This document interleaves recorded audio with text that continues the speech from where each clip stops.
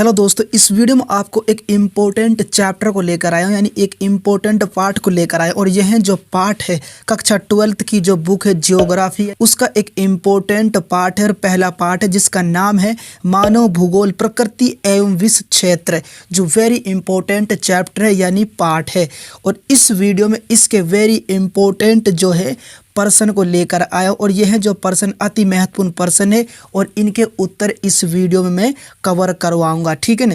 जो board paper के लिए वेरी इंपॉर्टेंट है, विशेषकर यूपी बोर्ड एग्जाम के लिए, इसके अलावा आरबीएसई और सीबीएसई या फिर अदर्स बोर्ड एग्जाम के लिए भी इम्पोर्टेंट वीडियो है।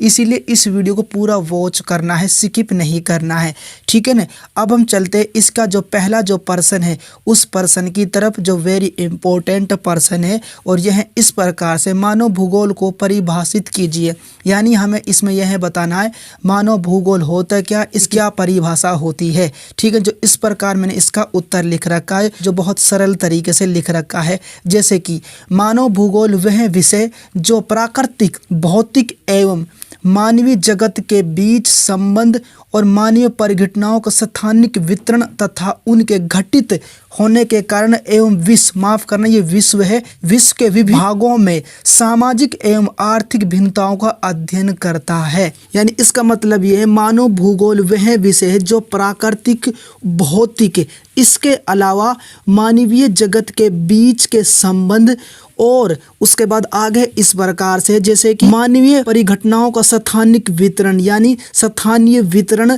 तथा उनके घटित होने के कारण, यानी उनके जो घटना होने के कारण, घटित होने के कारण एवं विश्व के पूरे वर्ल्ड के विभिन्न भागों में, यानी जो विश्व होता, पूरा वर्ल्ड होता, उनके सभी भागों में जो है सामाजिक एवं आर्थिक भिन्नताओं का अध्ययन करता है। किसका करता है? सामाजिक एवं आर्थिक भिन्नताओं का अध्ययन करता है, स्टडी करता है, उसे ही जो है मानव भूगोल कहते हैं, ठीक है। अब रेट जेल के अनुसार इसकी परिभाषा इस प्रकार से, जैसे कि मानव भूगोल मानव समाजों और धरातल के बीच संबंधों का संश्लेषित अध्ययन है। यानी इसका मतलब यह है जो मानव भूगोल जो है मानव के समाज में और धरातल के बीच उनके संबंधों का संश्लेषित अध्ययन है। और संश्लेषित का अर्थ होता मिलाया हुआ या फिर सटाया हुआ, ठीक है ना।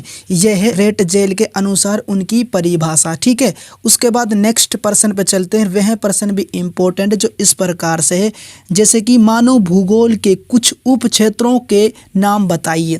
यानी हमें मानव भूगोल के उप क्षेत्रों के नाम बताने, वह कौन कौन से हैं। जैसे कि उत्तर में यहाँ पर मैंने लिख रखे हैं सरल तरीके, जैसे कि आर्थिक भूगोल, उसके बाद सांस्कृतिक भूगोल, उसके बाद सामाजिक भूगोल, उसके बाद जनसंख्या भूगोल, ऐतिहासिक भूगोल, राजनीतिक भूगोल आदि।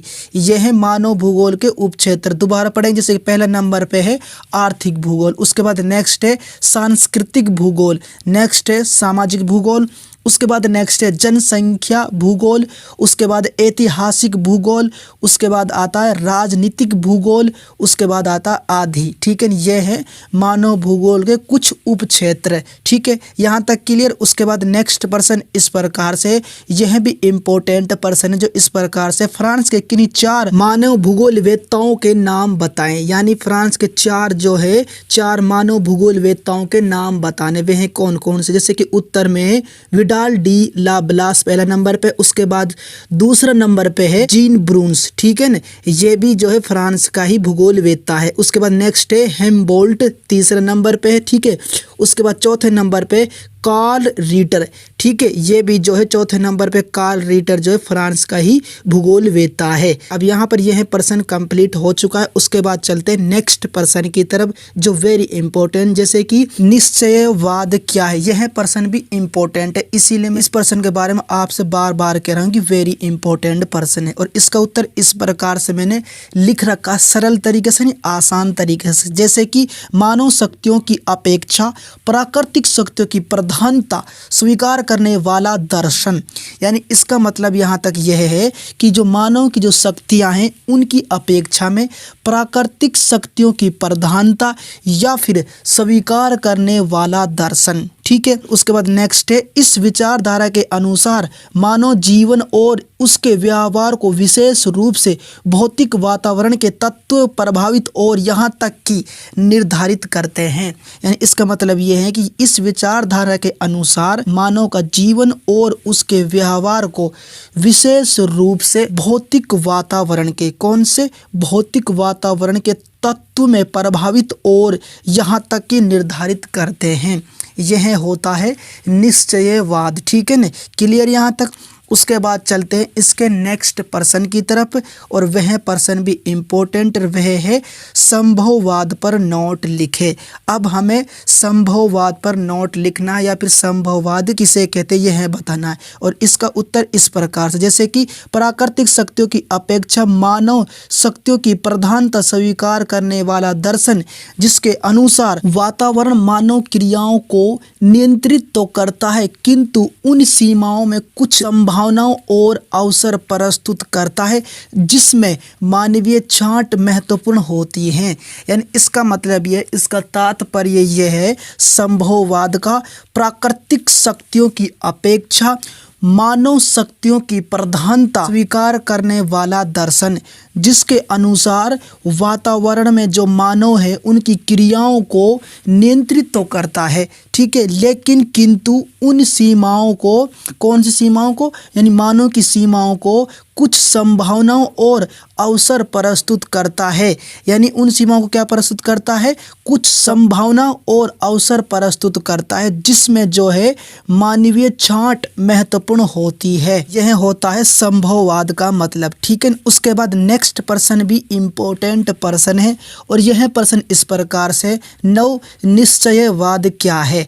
अब हमें नव निश्चयवाद बताना, जो वेरी इंपॉर्टेंट पर्सन है, और इसका उत्तर मैंने इस प्रकार लिख रखा सरल तरीके से, जैसे कि ग्रिफिथ टेलर ने नव निश्चयवाद को समझाने के लिए रुको तथा जाओ वाक्यांश का प्रयोग किया है। यानी जो ग्रिफिथ जो टेलर जो है, उन्होंने जो है नव निश्चयवाद अच्छी तरीके से समझाने के लिए जो है रुको तथा जाओ वाक्यांश का प्रयोग किया है ग्रिफिथ टेलर ने। ठीक है, यहाँ तक क्लियर है। उसके बाद नेक्स्ट इस प्रकार से, उनके अनुसार मनुष्य पर प्रकृति का प्रभाव पड़ता है, लेकिन मनुष्य में भी अपने बुद्धि, कौशल तथा प्रौद्योगिकी के दम पर प्रकृति को बदलने की क्षमता होती है। यानी उन्होंने यह बताया है कि ग्रिफिथ टेलर के अनुसार मनुष्य पर प्रकृति का प्रभाव पड़ता है। ठीक है, यह तो बात सही है, लेकिन उन्होंने यह भी बताया है कि जो मनुष्य है, मनुष्य में भी जो है अपनी बुद्धि, कौशल तथा प्रौद्योगिकी के दम पर, यानी उनके जो अनुसार जो है प्रकृति को बदलने की क्षमता होती है मनुष्य में। ठीक है, यह भी जो है ग्रिफिथ टेलर ने बताया है। ठीक है, यहाँ तक क्लियर है। उसके बाद नेक्स्ट है, उन्होंने यह भी तर्क दिया है कि मनुष्यों अपनी जरूरतों के मुताबिक प्रकृति का उपयोग भी करता है। यानी उन्होंने यह भी तर्क दिया, ग्रिफिथ टेलर ने, मनुष्य अपने जरूरत के मुताबिक जो है प्रकृति का उपयोग करते हैं, उनका प्रयोग करते हैं, यह भी तर्क दिया। ठीक है, इसी विचारधारा को नव निश्चयवाद कहा जाता है।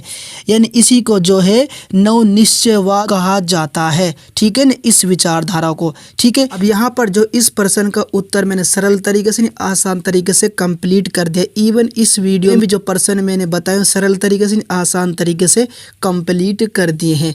ठीक है ना। अगर आपको इस चैप्टर की MCQ टाइप के क्वेश्चन की वीडियो चाहिए तो मैंने इसकी वीडियो ऑलरेडी बना रखी है, वीडियो के नीचे या फिर प्ले लिस्ट में जाकर उनकी वीडियो मिल जाएगी, वहां पर जाकर आप देख सकते हैं। वीडियो पसंद है तो वीडियो को लाइक कर देना, चैनल को सब्सक्राइब कर देना है।